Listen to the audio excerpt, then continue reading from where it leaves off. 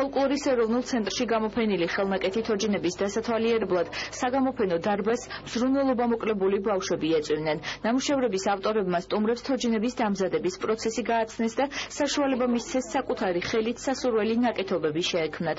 გამოფენაში მონაწილეობა ქართველმა, უკრაინელმა და რუსმა ხელოვანებმა მიიღეს. ბავშვებს შემეცნებითი და ამავე დროს სახალისო დღე ფოლკლორის ეროვნულმა ცენტრმა ბავშვთა დაცვის საერთაშორისო დღესთან დაკავშირებით მოუწყო. ფოლკლორის სახელმწიფო ცენტრმა გადაწყვიტა ბავშვთა საერთაშორისო დღე პირველ რიგში მზრუნველობას მოკლებული ბავშვებისთვის განსაკუთრებულად მიელოცა.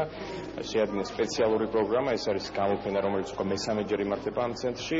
საერთაშორისო გამოფენა თოჯინების, აქ არის ქართველი, რუსი და უკრაინელი ავტორების შექმნილი მრავალი ექსპონატი დაახლოებით 150-მდე. ამავე პროგრამაში იქნება შემდეგ მოგვიანებით თოჯინების ავტორების, ქართველი მეთოჯინების მასტერკლასი, ასწავლენ ბავშვებს თუ როგორ და რანაირად უნდა გააკეთონ სხვადასხვა მასალისგან თოჯინები და ბოლოს დასრულდება ეს ღონისძიება კონცერტით საბავშვო კოლექტივი ამერიმერი სპეციალურ პროგრამას წარუდგენს ჩვენ სტუმრებს.